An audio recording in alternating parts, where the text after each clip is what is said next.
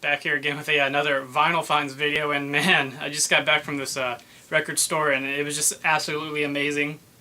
And I'm going to talk about it a little bit later on, but I can definitely say that the last album I'm going to show is the one that I just picked up, and it was easily my best find of the entire year.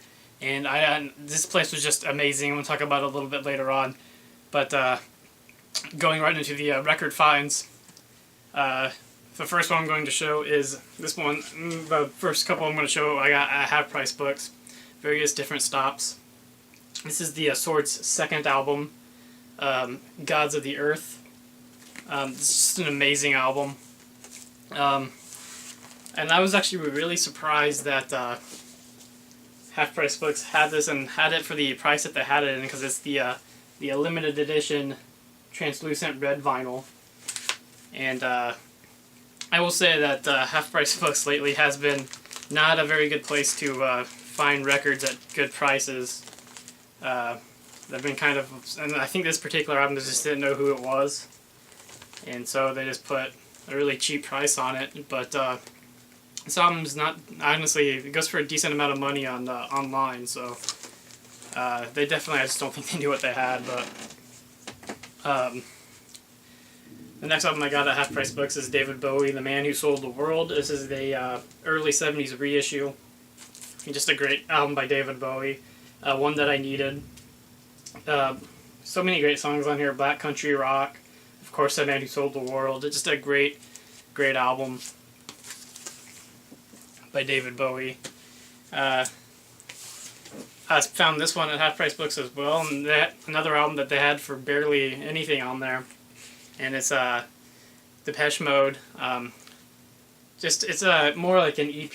The side one has just a bunch of live tracks. It's got Condemnation Live, Enjoy the Silence, Hollow Live, Death's Door, and then the second side has Rush, Spiritual, and a bunch of different mixes of that song.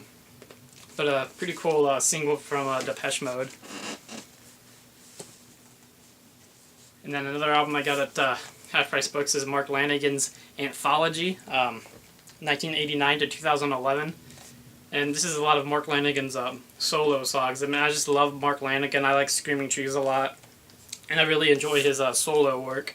So there's a lot of really good songs on this anthology. It's a 3 LP set. It does come with a little book with some information on it.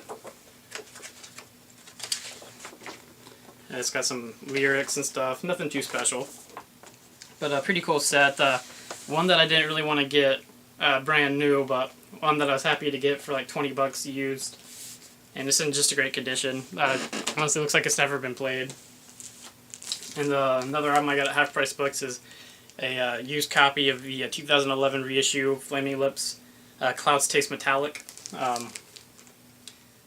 Not my favorite Flaming Lips album. I like more of the early, like 80s, early 90s Flaming Lips, but not a too bad of an album. This one originally came out in 1995, I think. But not a bad one to just get for use for a couple of bucks. But yeah, and the last one I picked up at Half Price Books is Blind Faith. Their first album, I think their first and only album. This is a German copy, and I already have an original copy, the one with the kind of the not so I guess you could say naughty cover, but it's on the Polydor label. It's a German copy. They had it for like $3 in there, so I picked it up. Nothing too special. It's just a different cover than the original US one, obviously. And I mean, Blind Faith, Eric Clapton, Steve Winwood, and all those guys. Just Ginger Baker. Just a really great album. Pretty much a super group, honestly. But two albums I did get at the Vinyl Rescue Project the other day. I went in there, and he had the reissue of Silverchair Freak Show in. He also had the Neon Ballroom, but I didn't pick that one up. But this one was definitely one that I wanted from Silverchair. Their second album came out in 1996 originally. This one comes It's a gatefold. It comes with a little book.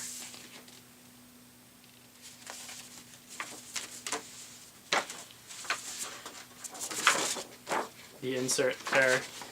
Pretty cool.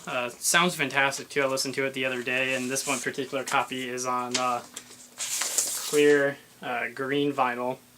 And I think they pressed 500 on red vinyl, and I think they pressed 1,500 on green vinyl, and so this is the green one, so the one that's a little easier to find.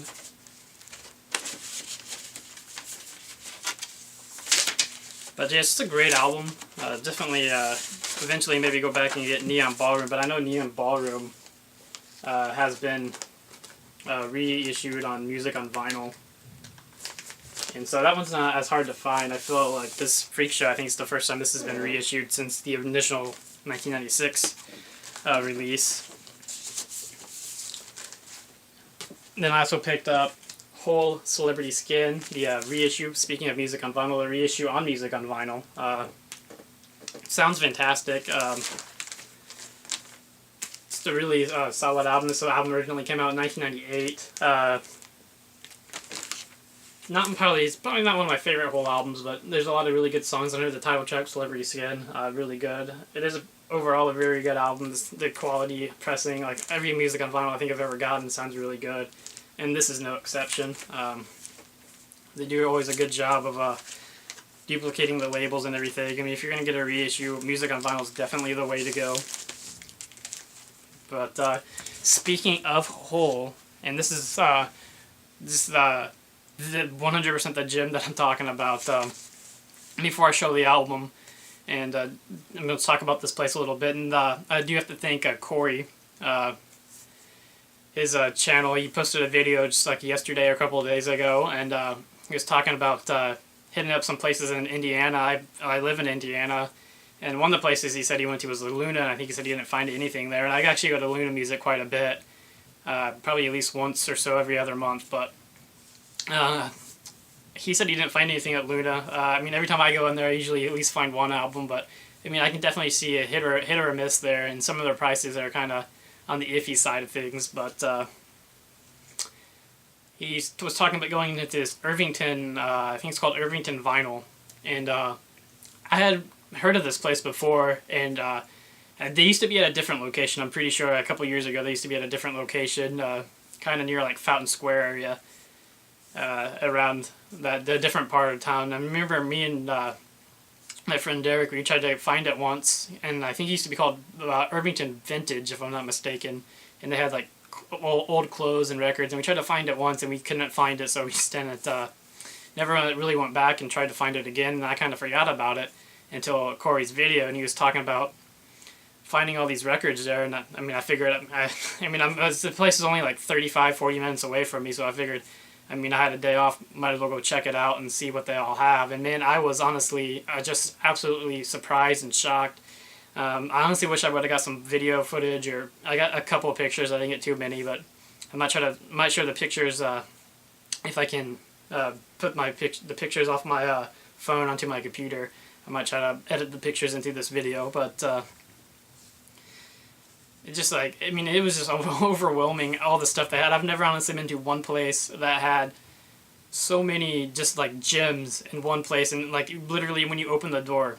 And I have to say, like, I drove up to this place and I parked, and I honestly thought it was closed because they didn't have the open sign on or anything. I was kind of getting bummed because I drove all the way over there. But I walked up to the door, and luckily they had the open sign flipped, the paper sign flipped to the open. So I opened the door, and luckily they were open. They just forgot to turn their open sign on in the morning. But I went in there, and right when you walk in, there's the box of records that Corey was talking about in his video. And oh my god, just flipping through those albums, it was just like banger after banger, like gem after gem. I couldn't believe it. I mean, they had an original.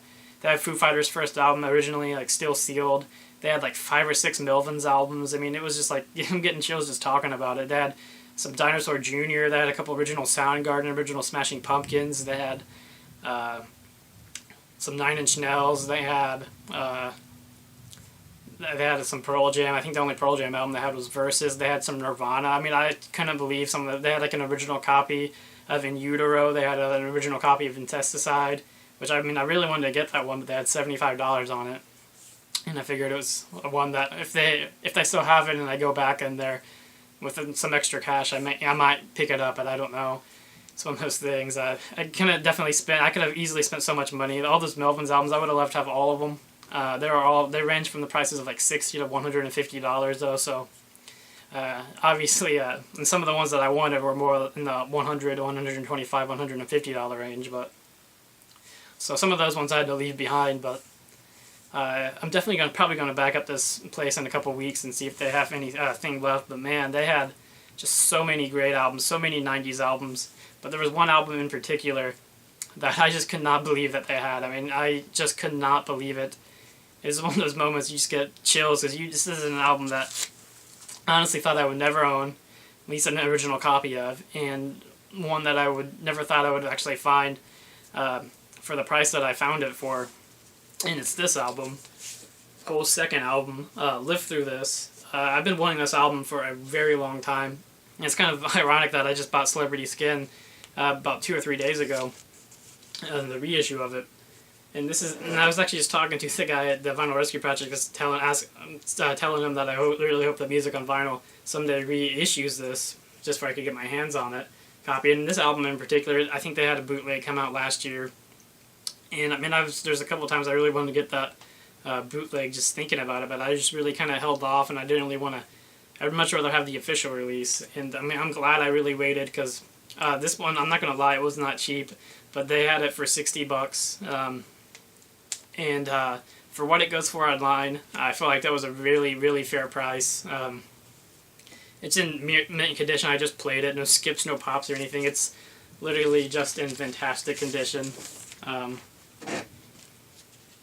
this is I think it's a German copy.